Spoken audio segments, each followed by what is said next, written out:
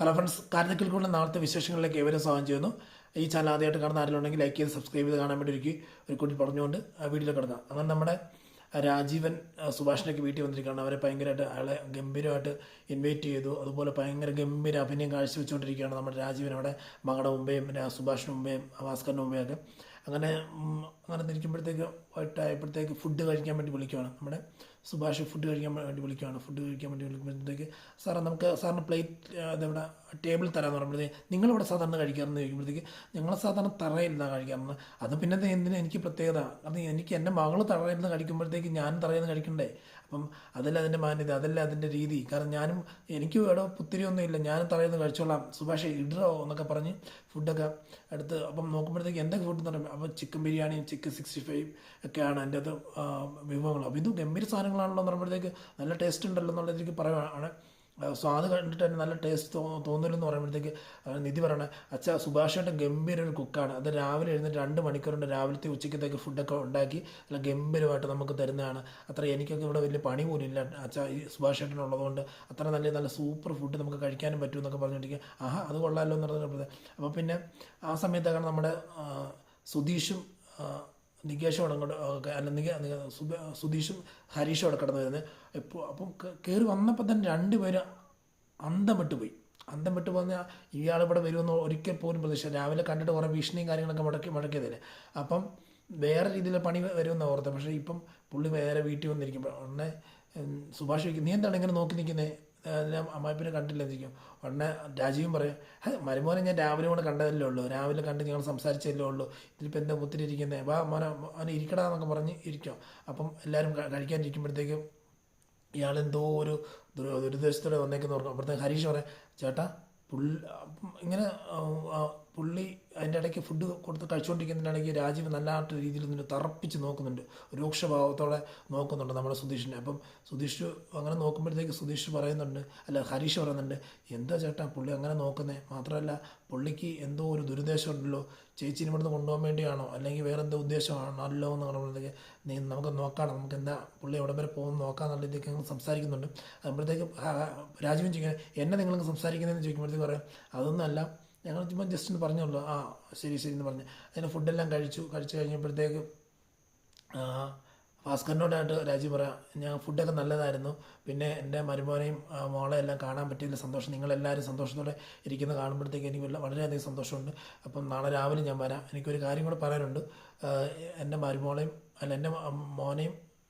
എൻ്റെ മോളെയും മരുമോനെയും ഒരാഴ്ചത്തേക്ക് എൻ്റെ വീട്ടിലേക്കൊന്ന് പറഞ്ഞു വിടാൻ പറ്റുമോ എന്നുള്ളത് ചോദിക്കുമ്പോഴത്തേക്ക് സുഭാഷ് പറയുകയാണ്, അതിനെന്താ സാറേ, നിങ്ങളുടെ മോളെയും മരുമോനെയും കൊണ്ടുപോകുന്നതിൽ ഇപ്പം എന്നെ ആരോട് ചോദിക്കാൻ, ആരാ അനുവാദം ചോദിക്കാനെന്ന് പറയുമ്പോഴത്തേക്ക് ഉടനെ സുധീഷ് കയറി പറയും, എനിക്ക് പറ്റത്തില്ല, എനിക്ക് പണിയൊക്കെ ഉള്ളതെന്ന് പറയുമ്പോഴത്തേക്ക് ഹരീഷ് ചെവി പറയും, ചേട്ടാ പോകാതിരുന്ന് കഴിഞ്ഞാൽ പുള്ളി നമുക്കിട്ട് വല്ല പണി തരാൻ ചാൻസ് ഉണ്ട്, ചേച്ചിയും കൊണ്ടുപോയി കഴിഞ്ഞാൽ ചേച്ചിനെ അവിടെ നിർത്താൻ നല്ല ചാൻസ് ഉണ്ട്, അതുകൊണ്ട് ചേട്ടൻ പോയേ പറ്റത്തുള്ളൂ എന്ന് പറയുമ്പോഴത്തേക്ക് ഉടനെ ചോദിക്കുന്നുണ്ട്, നിങ്ങൾക്ക് എന്നെ എത്ര പണി എന്നൊക്കെ ചോദിക്കുന്നുണ്ട് സുഭാഷ്. ഉടനെ അത് പോകണം എന്ന് പറയുന്നത് ഒരുവിധം പറയുന്നുണ്ട്, ശരി പോകാമെന്നൊക്കെ പറയുന്നുണ്ട്. അങ്ങനെ പോകുമ്പോഴത്തേക്ക് നിധിക്കും വളരെ സന്തോഷം. അത് കഴിഞ്ഞിട്ട് അപ്പം നമുക്ക് നാളെ ഞാൻ പുറത്ത് പോയി സ്റ്റേ ചെയ്തിട്ട് രാവിലെ വരാമെന്ന് പറയുമ്പോഴത്തേക്ക് അപ്പം ഭാസ്കരൻ ചോദിക്കുന്നുണ്ട്, ഇവിടം വരെ വന്ന് ഭക്ഷണം കഴിച്ചു, സ്നേഹവും പങ്കിട്ടു, ഇനി മകൾ താമസിക്കുന്ന വീട്ടിൽ തങ്ങിക്കഴിഞ്ഞാൽ നിങ്ങൾക്ക് കുറച്ചൊരു വല്ല തോന്നുമോ, അല്ലെങ്കിൽ എന്തെങ്കിലും കുഴപ്പങ്ങളുണ്ടാകുമോ, എന്തെങ്കിലും അങ്ങനെ മണിമാണികളിൽ മാത്രമോ അല്ലെങ്കിൽ വലിയ മെത്തയിലൊക്കെ അത്ര കിടക്കത്തുള്ളൂ എന്ന് ചോദിക്കുമ്പോഴത്തേക്ക് എനിക്ക് വിഷയമില്ല, അപ്പം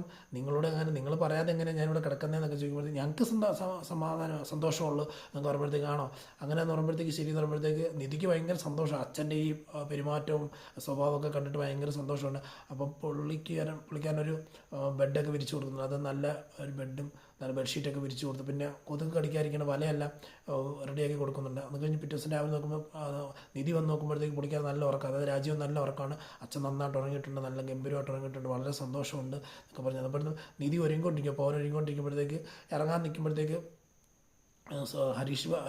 സുധീഷ് പറയുക, ഈയിടെ പോകണോ, എനിക്കൊരു ഡൗട്ട്, പോയി കഴിഞ്ഞാൽ പണി കിട്ടുമോ, പുള്ളി എനിക്കിട്ട് നല്ല പണി വെക്കുമെന്ന് ചോദിക്കുമ്പോഴത്തേക്ക് ഹരീഷ് പറയാം, ചേട്ടനെ പറഞ്ഞാൽ മനസ്സിലായി, ഇന്നലെ തന്നെ പറഞ്ഞില്ലേ, പുള്ളി വന്ന് നോക്കുന്ന നോട്ടവും ചേട്ടനെ ഭീഷണിപ്പെടുത്തിയൊക്കെ ചേട്ടൻ അറിയാമല്ലോ, ഒരാഴ്ചക്കുള്ളിൽ പുള്ളി കൊണ്ടുപോകുന്നതാണ് പറഞ്ഞേക്കുന്നത്, അത് ചേട്ടൻ അറിയാമല്ലോ. അപ്പം അത് ചേട്ടൻ കണക്കിലെടുത്തിട്ട് ചേട്ടൻ ക്ലിയറായിട്ട് ഒന്ന് മനസ്സിൽ ഉറപ്പിച്ചോ, പൊക്കോ ഒരു കുഴപ്പമില്ല, നമുക്ക് ബാക്കി കാര്യം പിന്നെ നോക്കിക്കോളാം, ചേച്ചിയോട് ഇതൊന്നും പറയാൻ നിൽക്കണ്ട, ബാക്കി കാര്യം ഡീൽ ചെയ്താൽ മതി എന്നുള്ള രീതി പറഞ്ഞു. അങ്ങനെ അപ്പം പോകാൻ നിൽക്കുമ്പോഴത്തേക്ക് നികേഷ് കരയുവാണ്. നമ്മൾ നികേഷ് ഇങ്ങനെ കരഞ്ഞുകൊണ്ടിരിക്കുക, അത് ഈ സങ്കടപ്പെട്ട് കരഞ്ഞുകൊണ്ടിരിക്കുമ്പോൾ സുഭാഷ് പറയും, എടാ നീ എന്തിനാ കരയുന്നത്, എടാ കൊച്ചു പോയിട്ട് അത് നിധി പോയിട്ട് ഉടനെ വരും, നീ കരഞ്ഞിട്ട് എല്ലാവരെയും കരയിപ്പിക്കാന്നൊക്കെ പറയുമ്പോഴത്തേക്ക് രാജീവ് പറയും, ഓഹ് എന്തൊരു ഫാമിലി, നല്ലൊരു ഫാമിലി, 5 ആണുങ്ങൾ മാത്രം താമസിക്കുന്ന വീട്ടിൽ എൻ്റെ മോളെ എത്ര കെയറിങ് ആയിട്ട് നിങ്ങൾ നോക്കുന്നത്, എത്ര രീതിയിൽ നല്ല രീതിയിൽ സന്തോഷത്തോടെ നോക്കുന്നത്, നിങ്ങളെ സമ്മതിച്ച് തന്നിരിക്കുന്നത്, നിങ്ങൾക്ക് ഇനി എന്നാ തരുമെന്ന് എനിക്ക് പോലും അറിയത്തില്ല, അത്രമാത്രം നിങ്ങൾ നല്ല രീതിയിൽ അവൾ നോക്കുന്നുണ്ട്, ഞാൻ വളരെ ഹാപ്പിയാണെന്നൊക്കെ പറഞ്ഞിട്ട് വണ്ടി കയറ്റി പൊയ്ക്കൊണ്ടിരിക്കുമ്പോഴത്തേക്ക് കുറച്ച് നേരം ദൂരം എത്തിക്കഴിയുമ്പോഴത്തേക്ക് രാജീവ് പറയുന്നുണ്ട്, ഡ്രൈവറെ നീ ഒരു ഓട്ടോ വിളിച്ച് പൊക്കോന്ന് പറയും. ഉടനെ എന്തിനാണ് അച്ഛാ അയാളെ ഓട്ടോ വിളിച്ച് പറയുന്നത്, സുധീഷ് വണ്ടി ഓടിക്കട്ടെ. അന്ന് അച്ഛൻ അങ്ങനെ ചെയ്യുന്നുണ്ട്. അല്ല മോളെ, ഇപ്പം നമ്മുടെ കുടുംബമായപ്പോൾ നീയും മരുമോനും ഞാനും ഒക്കെ ആയിട്ടല്ലോ സംസാരിച്ചുകൊണ്ട് പോകുന്നത്, അപ്പം നമ്മുടെ കുടുംബകാര്യത്തിൽ സംസാരിച്ചുകൊണ്ടിരിക്കുന്നൊരു മൂന്നാമതൊരു ഡ്രൈവർ അറിയേണ്ട കാര്യമില്ലല്ലോ, അതാ അവിടെ പറഞ്ഞു കിട്ടുമെന്ന് പറയുമ്പോഴത്തേക്ക്, ശരിക്കും പറയുമ്പോഴത്തേക്ക് രാജീവ് ഇവനെ ഒരു ഡ്രൈവർ ആക്കിയതാണ്, ഒരു കൂലി ആക്കിയതാണ് ചെയ്ത്. അങ്ങനെ ആക്കിയപ്പോഴത്തേക്ക് അപ്പം സുധീഷിനെ മനസ്സിലാക്കുകയും ചെയ്യുന്നു. എന്നിട്ട് അല്ലാണ്ട് ഇത് കളിയാക്കി ചിരിക്കുകയും നോക്കുന്നൊക്കെ ഉണ്ട്.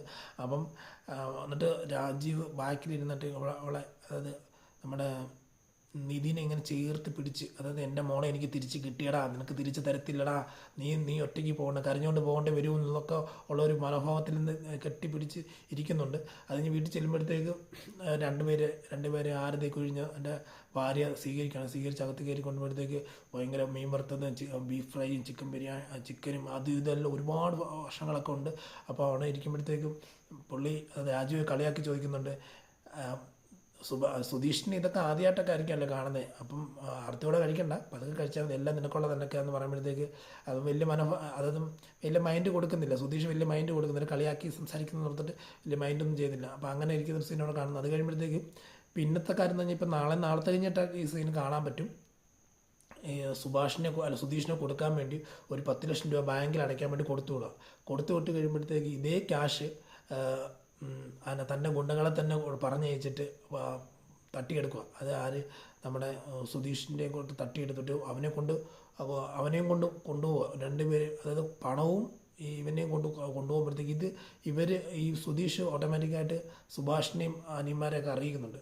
അങ്ങനെ അവരെല്ലാം വന്ന് ഇവരെ രക്ഷപ്പെടുത്തിക്കൊണ്ട് അമ്മമാരെല്ലാം മറ്റവൻ്റെ എടുത്തെറിഞ്ഞിട്ട് അമ്മമാർ അനിയനെയും കൂട്ടിക്കൊണ്ട് വന്നിട്ട് നിധിയുടെ വീട്ടിന് ഫ്രണ്ടിൽ വന്നിട്ട് പറയുകയാണ്, എടോ ഇറങ്ങി വാടാമെന്ന് പറഞ്ഞിട്ട്, നിധി മോളെ ഇത് കണ്ടോ, നിൻ്റെ കെട്ടിയവനായ സുധീഷിനെ 10 ലക്ഷം രൂപ പൈസ കൊടുത്തു വിട്ടിട്ട് നിൻ്റെ അപ്പൻ്റെ ഗുണ്ടകളെ തന്നെ കൊണ്ട് കൊല്ലാൻ ഏൽപ്പിച്ച ഇയാൾ കഴിഞ്ഞ ദിവസം പറയുകയും ചെയ്ത്, എൻ്റെ മകളെ ഞാൻ 7 ദിവസത്തിനുള്ളിൽ തിരിച്ച് വീട്ടിൽ കൊണ്ടുവരുന്നൊക്കെ പറഞ്ഞപ്പോൾ അങ്ങനെയൊക്കെ ഭീഷണി മുടക്കിയിട്ടാണ് ഇങ്ങോട്ട് കൊണ്ടുവന്നത്, നിങ്ങളെ സ്നേഹത്തോടെ കൊണ്ടുവന്നതല്ല മോളെ, നിന്നെ തിരിച്ച് നിൻ്റെ വീട്ടിലേക്ക് തന്നെ ആക്കാൻ വേണ്ടി കൊണ്ടുവന്ന, വേറെ ആളെ കൊണ്ട് കെട്ടിക്കാൻ വേണ്ടി വന്ന, അല്ലാതെ നിൻ്റെ അപ്പനെ നിന്നോടോ ഇവനോട് ആരോടും സ്നേഹമൊന്നും ഇല്ല, നിൻ്റെ അപ്പൻ്റെ അഭിനയമായിരുന്നതെന്നൊക്കെ പറയുമ്പോഴത്തേക്ക് ഈ ഒരു വല്ലാത്ത രീതിയിൽ നിധി അച്ഛനെ നോക്കുന്നുണ്ട്.